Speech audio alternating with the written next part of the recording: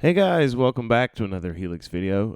Today I want to talk about the new auto swell effect that is in the latest firmware release version 2.20. I've seen some posts on the Line 6 support forum and also some discussion on the Helix Facebook group. Folks are kind of having a hard time getting happy with this pedal or effect or whatever you want to call it.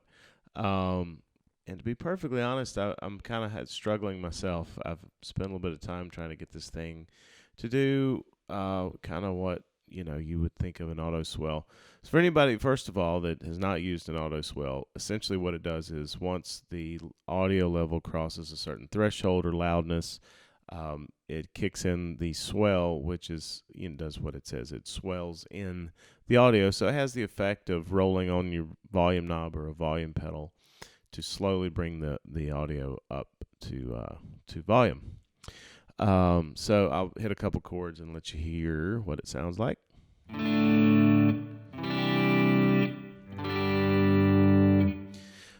So it kind of does what it's supposed to do, but I've used these auto swell, or it's also some units call them slow gear.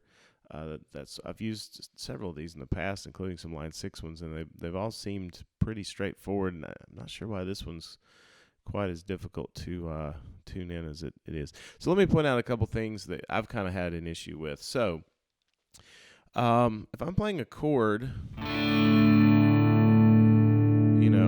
it goes pretty well. That actually works fine. But if I'm playing a single note, having the decay as low as I have it, and I'll explain in a minute why I have it this low, but it really has an abrupt chopping where it just ends really quickly. It tapers off in a millisecond. I'll let you hear what that sounds like.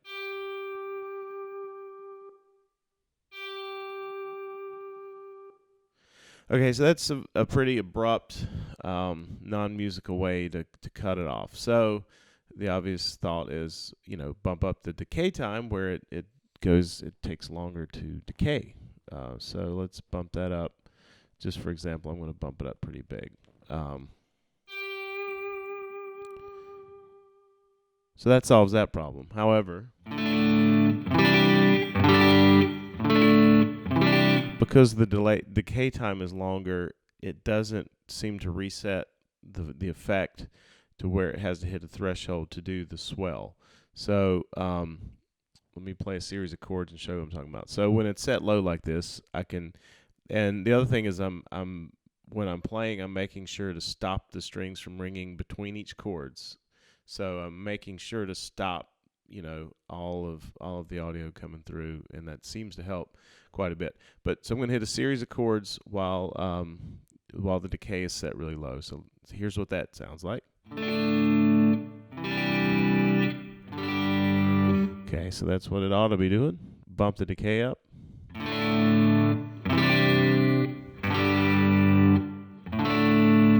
And it's like it seems like you have to wait. The effect is having to wait for the decay to completely finish, even if you've stopped all of the, stop the strings completely.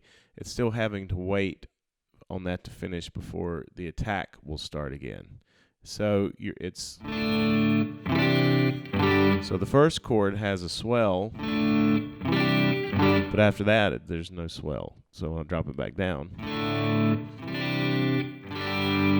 It's back to being close to what we want. And you can get away with a little bit of a higher setting.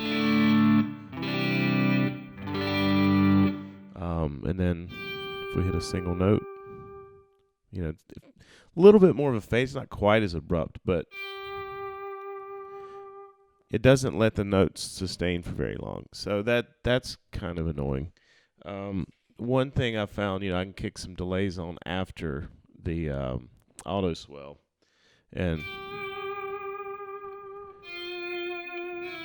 so that way I can let the note, I can stop playing the note, and the delays will carry it out a bit longer, and I don't have to worry about the decay of the auto swell cutting it off. So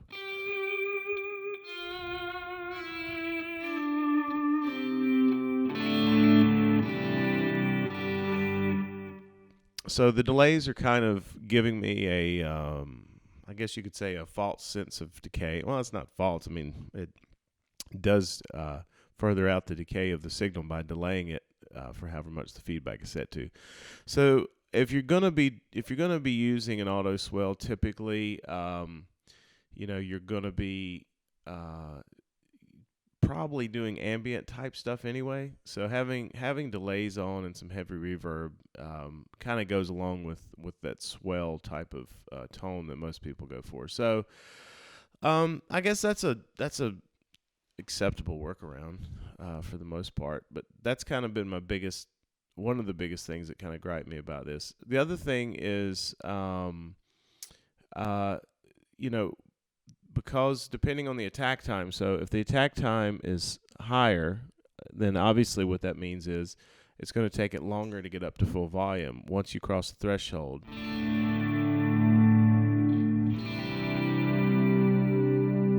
it's a slower ramp, which is fine. The thing about that is, if you're doing kind of like chords in quick succession, the chords are not going to have time to really get up to the same volume they would be if you had, your volume pedal or volume knob all the way up and this effect off. So you're going to kind of fight with things being a little quieter until, like I said, until it hits this 2-second mark in this case. But depending on what song, what type of music, and the tempo of the song, you may not be able to let the chords ring out that much. So I played around with using the level control here to boost the level. So if I had kind of a longer attack, I could boost the level up a little bit. And but I see it's a little inconsistent. And then when it does get up to, if you do let it get up to volume, if it goes all the way through the attack time, then you're boosted over what your original signal would be. So you kind of defeat the purpose. You end up being louder instead of softer.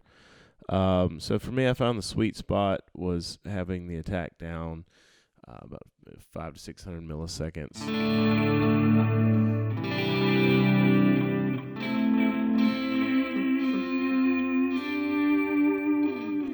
And then, it works okay. It was kind of, I spent a bit of time just kind of getting to these settings. But this works okay. The other thing, I think this control is release offset, and I'm not really, I'm assuming that's what this is based on REL offset.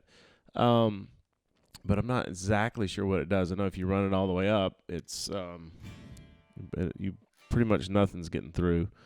But if I run it all the way down versus just sitting in the middle, can't really tell what's going on with that. So I wish with some of these newer effects that there would be a little more documentation on what the parameters do, and maybe that's out there, and I don't know where to look for it. I didn't see, I checked before I made this video, and with the manual, there's not a revised manual that talks about all of the different settings on all the different effects, and I didn't see anything. I've never noticed in the release notes where it's gone into specifics on what different controls do. So I could definitely see a place for that being useful as they add more stuff. I mean, an auto swell is not a very complicated effect. Other than that, the release offset, or if that's even what it is, I don't really know what that is. I can't really find a use for it. But anyway, this setting, and I'll post this patch, and this is just kind of I have this patch set up just for testing out new effects and stuff. It's got a litigator. I think I put the new matchless caps. Love these new matchless caps, by the way, and love the litigator, which I say in every video. So there's a lot of stuff in here that really doesn't pertain to this auto swell.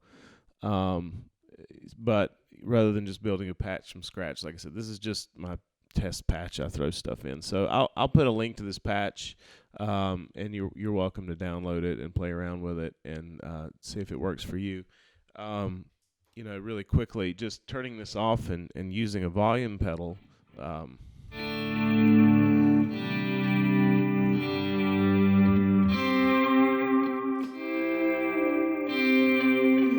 Honestly, I just have more control with the volume pedal. It's a little bit more of a hassle. Like, I like an auto swell effect, so I don't have to keep working the expression pedal.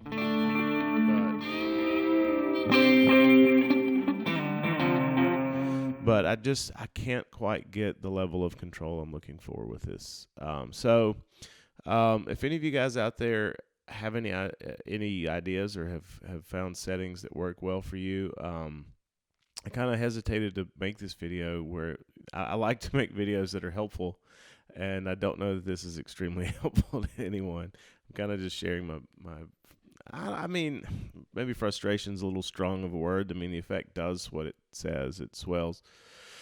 But there's, like I said, these little things I pointed out have made it kind of aggravating to deal with. And I don't know, maybe it's just me, but let me know what you guys think in the comments. And like I said, if you guys have better ways of setting up this effect, let me know. And also, I forgot to mention, you'll notice I put this after the amp, which normally, when I first tried the effect, I put it, I felt like it should go in front of the amp. Most, dynamic stuff does. But I had better results putting it after the amp. So maybe I'll go back and experiment with that again now that I've really spent some time messing with the parameters. But like I said, if this patch, you can download it from Custom Tone. I'll put the link in the description of this video and play around with it, see what you think. And if you like I said, if you've gotten better results and have kind of figured out the sweet spot on this pedal, by all means, please share with me.